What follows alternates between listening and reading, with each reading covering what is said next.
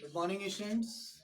Students, in last class we discussed about some questions which is based on implicit function and also that are based on the trigonometric transformation. Trigonometric transformation का कैसे use करना था, कुछ हमने uses देखे भी थे और कुछ मैंने आपको होमवर्क्स भी दिए थे जो ट्रिग्नोमेट्रिक ट्रांसफॉर्मेशन पे ही बेस्ड था। आज बच्चों मैं उन्हीं एक्सरसाइज में से दो क्वेश्चन लिया हूँ।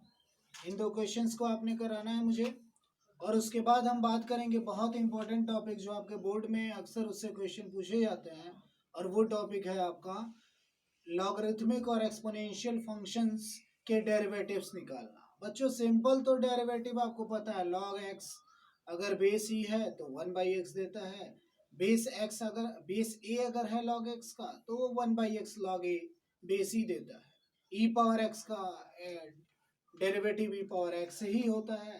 तो सिंपल तो सबको पता है, but how we use when there are mixed problem जिसमें आपको एक्सपोनेंशियल के कई पावर्स के फॉर्म में अगर कोई फंक्शन दिया और उनका डेरिवेटिव्स निकाल लो, वहां प्रॉब्लम होती है। सो हम उसके बारे में भी डिस्कशन करेंगे। सो फर्स्ट ऑफ ऑल हम उन दो क्वेश्चंस को देखते हैं जो आपके ट्रिग्नोमेट्रिक ट्रांसफॉर्मेशन पे ही बेस्ड हैं। सेशंस फर्स्ट क्वेश्चन है, find the derivative of cos inverse sin x plus cos x by root 2 where x varying from minus pi by 4 to pi by 4. And next one, find the derivative of tan inverse cos x upon 1 plus sin x with respect to x. So students, हम देखते हैं first question का solution. इसमें आपको दिख रहा है कि जो हमारा x है वो माइनस पाई बाई 4 से पाई बाई 4 के बीच में है, इन्हीं के बीच में वो x की वैल्यूज आनी चाहिए। ठीक है, तो कैसे हम इसको इस फॉर्म में करें कि यहाँ अंदर का जो cos का फॉर्म है और ये cos इनवर्स एक दूसरे को कैंसिल कर दे और हमको एक इजियर फॉर्म मिल जाए। So firstly we have to suppose let y equals to cos inverse sin x plus cos x by root 2।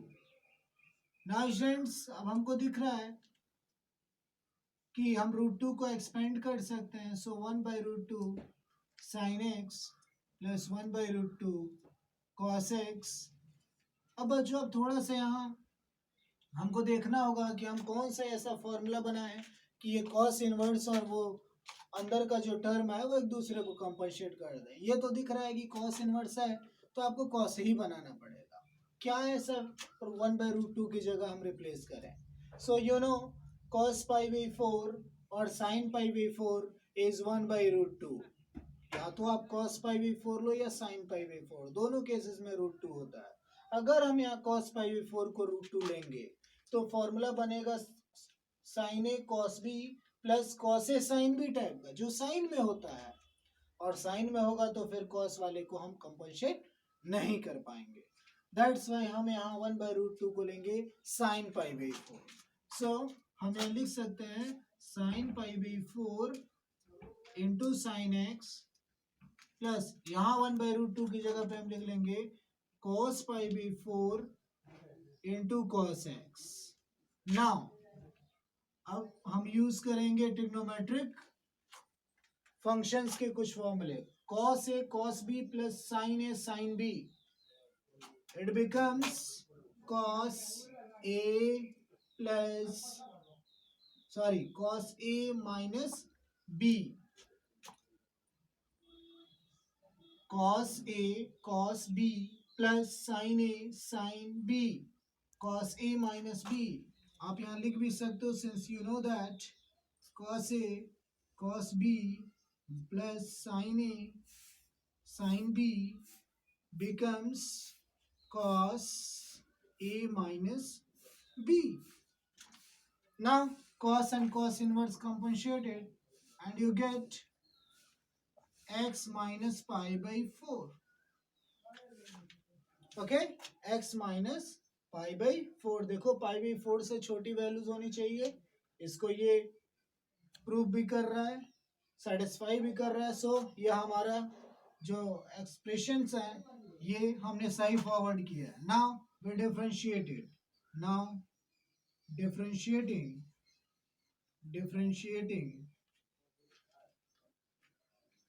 With respect to x। अब हम डिफरेंशिएशन करेंगे, so y becomes dy dx, x becomes 1 and pi before is a constant, so its derivative is 0 answer. ऐसे ही students next question को अगर हम देखें, find the derivative of tan inverse cos by 1 plus sin x। इसको भी हम suppose करते हैं, let y equals to tan inverse x। यहाँ हमको थोड़ा सा सिंप्लीफिकेशन करना होगा। वो कैसे करोगे आप सिंप्लीफिकेशन? सो स्टूडेंट्स इसको दो तरीके से आप कर सकते हो। First, rationalisation of denominator. Rationalise करोगे तो आपको जो फॉर्म मिलेगा उसमें एक्सपेंशन करना होगा डिनोमिनेटर का। और एक तरीका है कि आप यहीं से कॉस के हाफ एंगल फॉर्मूले, साइन के हाफ एंगल फॉर्मूले का यूज करो और एक फॉर्मूला बनाओ जिससे ये आसानी से डायरेक्ट किसमें रिप्रेजेंट हो जाए, tan में। सो हम हाफ एंगल का फॉर्मूला का यूज करते हैं, cos x, cos 2x का एक मैंने फॉर्मूला बताया था, cos square x minus sine square x। सो x था 2x था तो x हुआ था, यहाँ x है तो यह हो जाएगा cos square x by 2 minus sine square x by 2। And in denominator मैंने इसको सेट करके आपको बताया था, इसको हम लिख सकते हैं cos square x by 2 plus sine square x by 2। cos square x by 2 plus sine square x by 2 क्या होता है स्टूडेंट्स? 1। एंड साइन x को लिख सकते हैं 2 sine x by 2 cos x by 2। So students ये एक्सपेंशन था, यहाँ आप लिख लोगे आपने क्या क्या यूज किया। तो यहाँ आपने यूज किया cos 2x का फॉर्मूला जो होता है cos square x minus sine square x। And आपने क्या यूज किया, cos square x plus sine square x क्या होता, 1 होता, तो 1 की जगह पे हमने ये पुट किया। और एक आपने फॉर्मूला यूज किया sin 2x जो होता है 2 sin x cos x। ये तीनों हमने यूज किया स्टूडेंट्स। अब इस स्टेप को अगर प्रोसीड करें, so we get tan inverse, अंदर देखो बच्चों a square minus B square, what you get a minus B and a plus b। Okay, a minus B into A plus B, और नीचे हो गया a square plus B square plus 2ab a plus B whole square, that is cos x by 2 plus sin x by 2 whole square. Okay, now 1 is cancelled out, cos x by 2 minus sin x by 2 upon cos x by 2 plus sin x by 2। Understood? Simplification हो जाएगा। हम क्या करेंगे, cos x by 2 common लेंगे इनमें से, यहाँ से भी cos x by 2, तो हमको एक फॉर्म मिलेगा tan का, और वो tan का फॉर्म सम ऑफ एंगल पे बेस्ड होगा। सो हम क्या कर लेंगे, tan इनवर्स cos कॉमन लिया तो 1 बचेगा, और यहाँ देखो cos है नहीं तो ये क्या हो जाएगा, tan x by 2। वैसे ही यहाँ से cos कॉमन लिया, दोनों cos कट जाएंगे, यहाँ बचेगा 1 plus tan x by 2। Okay students, now students हम देख रहे हैं ये आपको स्टेप मिला था cos x by 2 minus sine x by 2 upon cos x by 2 plus sine x by 2। मैंने अभी आपको बताया कि यहाँ से आपका जो प्रोसेस होगा वो सिंपल हो जाएगा। क्यों? क्योंकि हम cos x by 2 जब ऊपर से और नीचे से कॉमन लेंगे तो हमको यह मिलेगा 1, यहाँ साइन बाई cos tan हो जाएगा, और यहाँ 1 और यहाँ भी साइन बाई cos tan हो जाएगा। नाउ इस 1 की जगह पे हम tan पाई बाई 4 रख देंगे, ये tan x बाई 2, ये 1 वैसे ही रहा, यहाँ 1 एज अ मल्टीप्लायर यूज करेंगे, उसकी value tan pi by 4 and tan x by 2। And इस तरीके से हमको एक फॉर्मूला मिल गया tan a minus tan b upon 1 plus tan a tan b, that is tan a minus b। tan a minus b, tan inverse और tan compensate हो गए, cancel हो गए, आपको मिल गया पाई बाई 4 माइनस एक्स बाई 2। और इस तरीके से स्टूडेंट्स जब हम इसको डिफरेंशिएट करेंगे with respect to x, so y becomes dy dx and pi by 4 का जो डेरिवेटिव होगा वो क्या होगा, 0, कांस्टेंट है, और 1/2 कांस्टेंट है, और x का derivative 1. So you get -1/2 as a derivative of y. So that's why इस तरीके से हम ये दोनों सॉल्यूशंस करेंगे. इन दोनों सॉल्यूशंस को आप नोट कर लो. इसके बाद हम बात करेंगे एक्सपोनेंशियल और लॉगरिथमिक फंक्शन के डेरिवेटिव्स की. Okay students, so firstly you note down. Now students, we'll discuss about differentiation of exponential and logarithmic function. उनके डिफरेंशिएशन का एप्लीकेशन देखने से पहले हमको ये समझना जरूरी है कि लॉगरिथमिक और एक्सपोनेंशियल फंक्शन होते क्या है. ओके, तो हम सबसे पहले बात करते हैं एक्सपोनेंशियल फंक्शन की. बच्चों, आप एक्सपोनेंशियल फंक्शन में ऐसे भी फंक्शंस देखे हो और कुछ ऐसे भी फंक्शन देखे हो जिसका बेस क्या होता है, e. बेस e अगर होता है फंक्शन का तो उसको बोलते हैं नेचुरल एक्सपोनेंशियल फंक्शन. अगर यही b की वैल्यू आप e कर दो तो ये बन जाएगा y equals to e power x. इसको बोलेंगे natural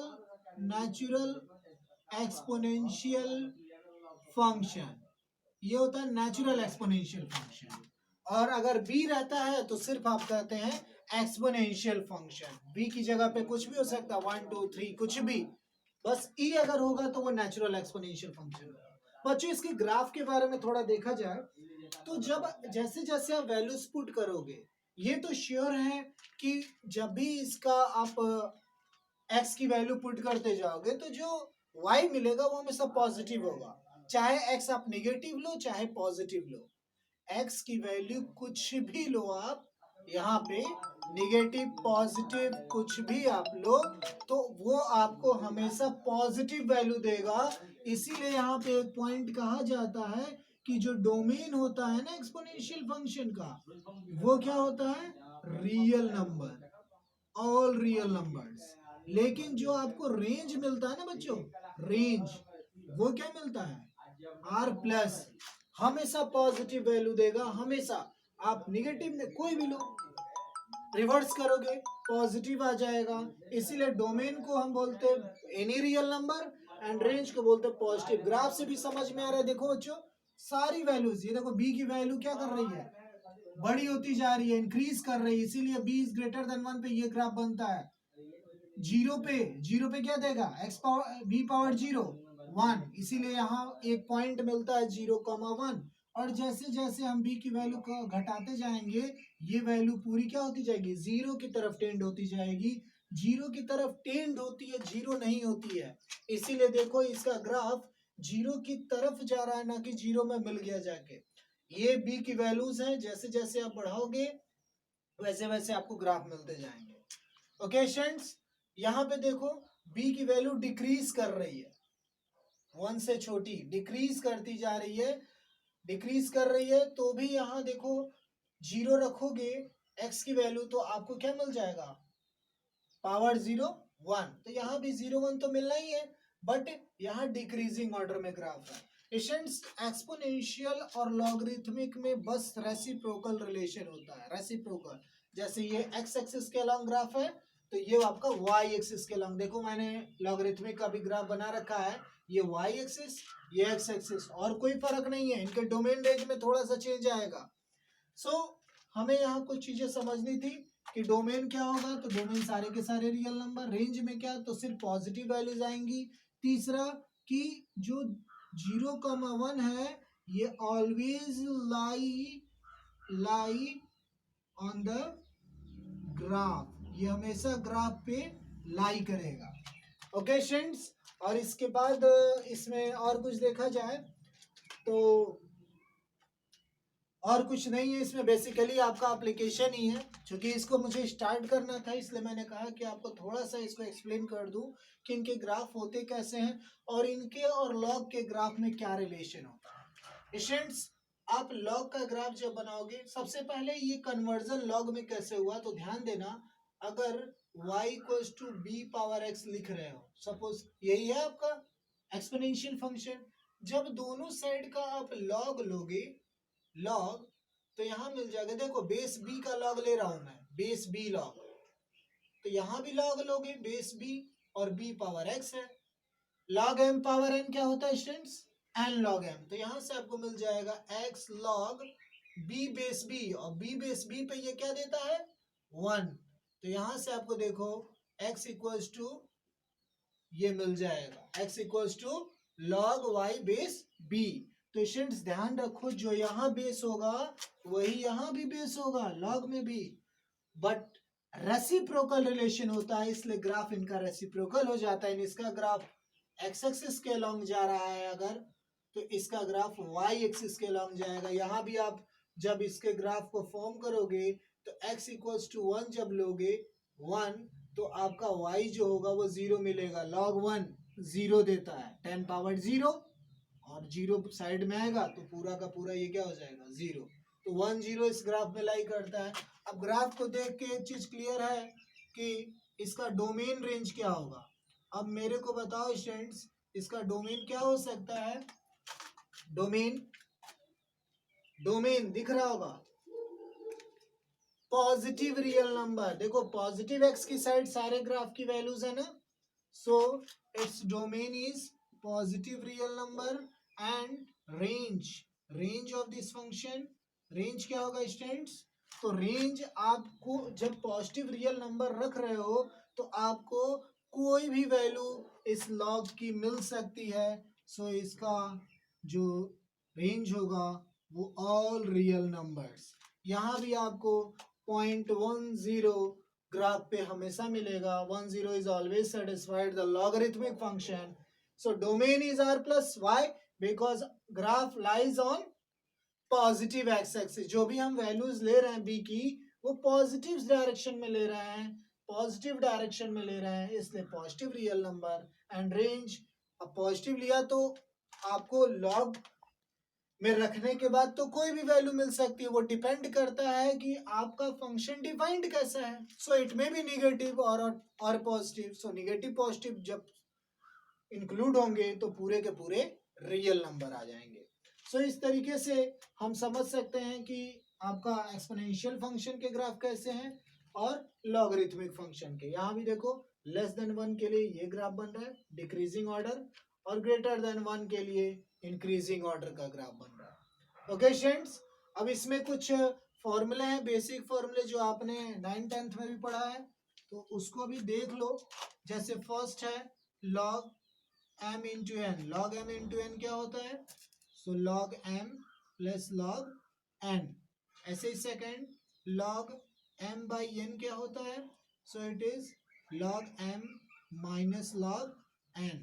third one log m power n क्या होता है, so it becomes n log m। ऐसे ही स्टूडेंट्स फोर्थ वन, अगर देखो यहाँ एक चीज और ध्यान दो कि अगर किसी भी लॉग का अगर बेस ऐसे लिखा जाए, किसी एक्सपोनेंशियल के ऊपर अगर कोई वैल्यू हो लॉग में, किसी एक्सपोनेंशियल के पावर में अगर लॉग की कोई वैल्यू है और उस लॉग का बेस ई है, तो ये दोनों बेस कॉम्पनसेट करके आपको एक्स दे देते हैं। If any values is raised on the exponential in the form of log and whose base is e, then it becomes x। ये कैसे होता है ये भी आप प्रूफ कर सकते हो। अगर प्रूफ मैं बताऊं तो यहाँ ध्यान दो, प्रूफ इसका मैं इसको मान लिया y equals to e power log x base e। दोनों साइड का लॉग जब लोगे आप log, so log y equals to log e power log x base e. अब देखो log m power n side में चला जाएगा तो आपको क्या मिल जाएगा लॉग x बेस ई, और लॉग e की वैल्यू क्या होती है 1। ओके, और यहाँ भी क्या है लॉग y बेस e, क्योंकि हमने बेस e का लॉग लिया। ये देखो दोनों कॉम्पनसेट कर देंगे एक दूसरे को, और y इक्वल्स टू क्या मिल जाएगा x। सो ये वैल्यू हमेशा x ही आनी है। ऐसे ही बच्चों अगर आपको कोई वैल्यू यहाँ दी हुई है, एक और इसी फॉर्मूले को प्रोसीड करेंगे फिफ्थ वन। जैसे आपको दिया हुआ है इसको हम फैक्टर कर सकते हैं, यानी दो अलग अलग फॉर्म में लॉग को लिख सकते हैं। Log a by log B. Log A base B को हम लिख सकते हैं log A by log B. Base कुछ भी हो सकता है, वो आपके ऊपर है, आप क्या लेना चाहते हो, आपका प्रॉब्लम किस टाइप का है, जैसा प्रॉब्लम होगा वैसा ही हम बेस ले लेंगे। दूसरी बात कि अगर आपको कोई इस फॉर्म में दिया हुआ है लॉग एम बेस एन, तो इसका रेसिप्रोकल भी आप कर सकते हैं, यानी 1 बाई जब करोगे ना तो ये हो जाएगा लॉग एन बेस एम, यानी बेस चेंज हो जाएगा, बेस और इंडेक्स दोनों चेंज हो जाएंगे रेसिप्रोकल करने पे। Log M base N 1/log n base M बन जाएगा।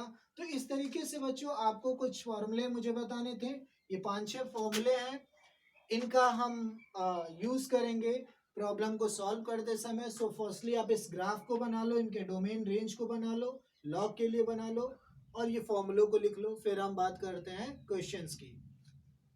नाउ फ्रेंड्स, ये कुछ छोटे छोटे क्वेश्चंस हैं जो एक्सपोनेंशियल और लॉग पे बेस्ड हैं, इनको हम कैसे सॉल्व करेंगे। तो एक छोटे से प्रॉब्लम के साथ मैं अपने इस लॉग और एक्सपोनेंशियल फंक्शन के डेरिवेटिव की स्टार्ट कर ले रहा हूँ। सो फर्स्ट क्वेश्चन आपका है let pi equals to e power x cube.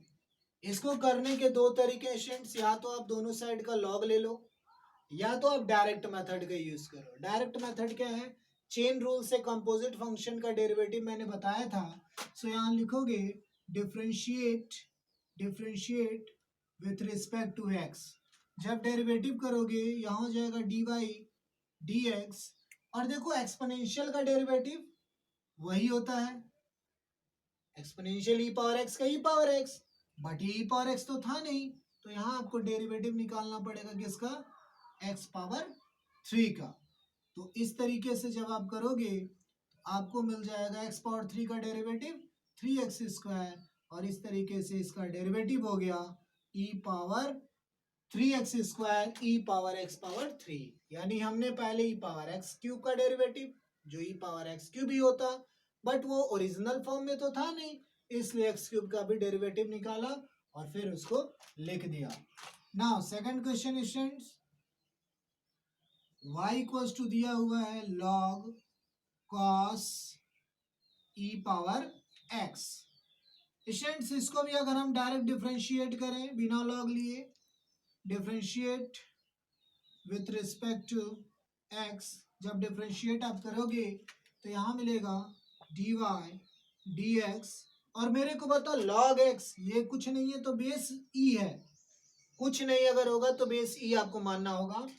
log x base e का डेरिवेटिव होता है 1/x, x की जगह पे पूरा क्या है friends, cos e power x।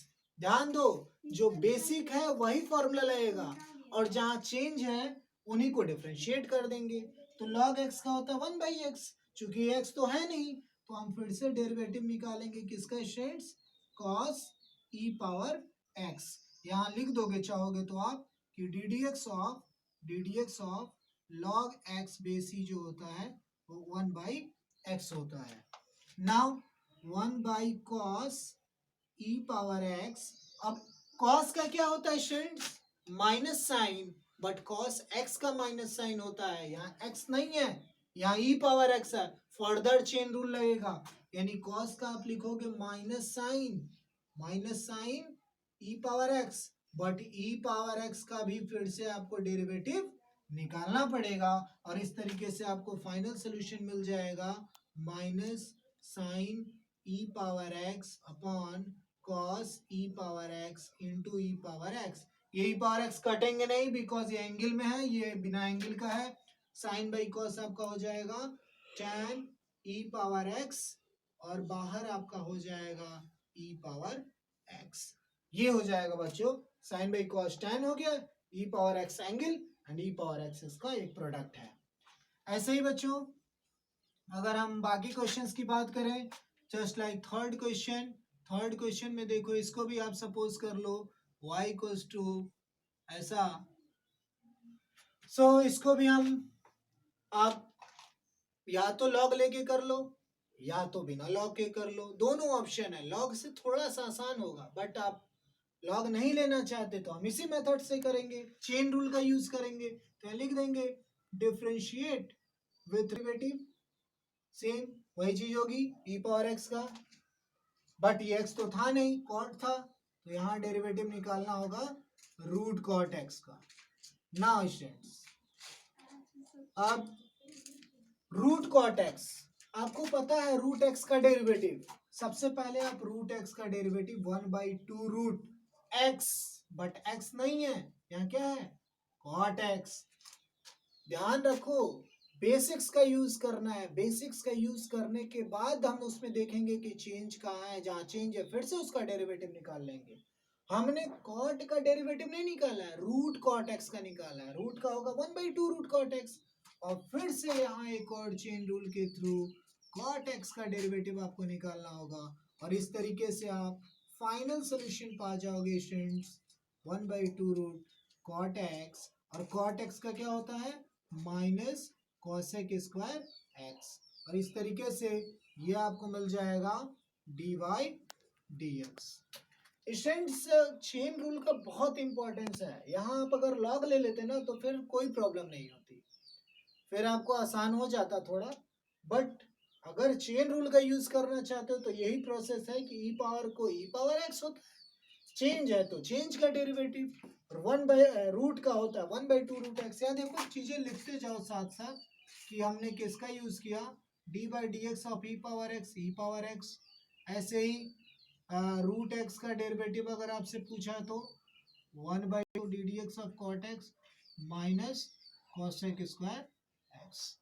तो ये फॉर्मूले भी आप साथ साथ में लिखते जाओगे, और ये आपके लिए होमवर्क होगा, आप इसको करोगे, log tan x/2 इसका डेरिवेटिव आप खुद निकालोगे। मैं इसको एक और फॉर्मूले से बता देता हूँ, जैसे सेकंड मेथड इसका हो जाएगा, सेकंड मेथड लॉग से, आप समझ जाओ कि लॉग से भी कैसे करें, तो यहाँ लिखोगे taking log of equation 1, equation 1 का हम लॉग लेते हैं तो हमको क्या मिल जाएगा, log y equals to log, देखो लॉग लिया है तो बेस ही होना है, e power root cot x. Now students अब यहाँ ध्यान दो, log m पावर n क्या होता है, n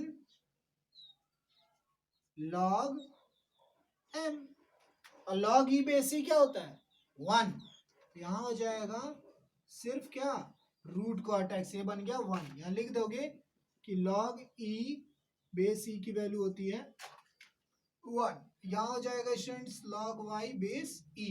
अब डेरिवेटिव कर लो, डिफरेंशिएट, जब आप डिफरेंशिएट करोगे आपको मिलेगा 1/y, log y का क्या होता है 1/y, बट y तो है ये, और करना है x के रिस्पेक्ट में डेरिवेटिव, तो साथ में आएगा dy dx, और कॉट रूट कॉट का वो अभी बताया 1/2 रूट, और कॉट का किया तो माइनस कॉसेक स्क्वायर एक्स। अब देखो y से क्रॉस मल्टीप्लाई और y की वैल्यू पुट कर दो, तो यहाँ मिल जाएगा dy dx, ये y जब उस साइड जाएगा तो y की वैल्यू क्या है e power root cot x, और साथ में आपको माइनस कॉसेक स्क्वायर एक्स आपके पास है, और नीचे क्या है 2 रूट कॉट एक्स। सो बच्चों आपको अभी भी वही मिला, सेम सॉल्यूशन। तो बच्चों सॉल्यूशन में कोई प्रॉब्लम नहीं होगी, आप किसी भी मेथड से करो, हाँ आपको मेथड समझ में आना चाहिए कैसे उसको प्रोसेस किया जा रहा है, किसी भी क्वेश्चन को आप कैसे करोगे, लॉग लेके भी देखा कि कैसे हमने किया, बिना लॉग के भी देखा, इसको भी आप लॉग लेकर कर सकते थे स्टूडेंट्स। सो इस तरीके से हम क्वेश्चंस को करेंगे, आपका होमवर्क यही रहेगा कि एक पहले तो आप इस क्वेश्चन को सॉल्व करना, और उसके बाद आप कुछ क्वेश्चंस, मैं अभी 2-3 क्वेश्चंस लिख देता हूँ, उन क्वेश्चंस को भी आप सॉल्व करोगे एज अ होमवर्क क्वेश्चन, नहीं आएगा तो आप डाउट्स को क्लियर करोगे। सबसे पहले आप इसको नोट कर लो, फिर हम बात करेंगे होमवर्क क्वेश्चन। सो स्टूडेंट्स आज सिर्फ यही 3 क्वेश्चन आपके लिए होंगे, और एक क्वेश्चन जो मैंने उस टाइम छोड़ा था वो क्वेश्चन आपको करने हैं। क्वेश्चन को अगर बताऊं तो ये है y equals to log sine x base cos x with respect to x, आपको डिफरेंशिएट करना है। यह है y equals to log under root 1 plus sine square x upon 1 minus sine x. Third है y equals to under root x minus three into x square plus four whole upon three x square plus four x plus five.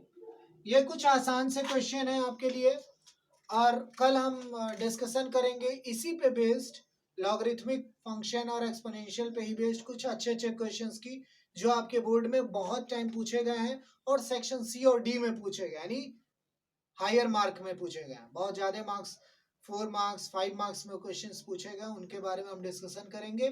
और इसके बाद हमारा अगला topic होगा parametric form. Parametric form में अगर कोई फंक्शन दिया है तो उनका डेरिवेटिव कैसे निकालेंगे। सो स्टूडेंट्स, इसको करने के बाद कुछ और भी क्वेश्चंस आप लोग करना, और पैरामीट्रिक फॉर्म अगर पॉसिबल होगा तो एक बार आप पढ़ लेना, ताकि हम जब उसको समझे तो बहुत आसानी से उसको क्लियर कर सके। So students, thank you for today, have a nice day students.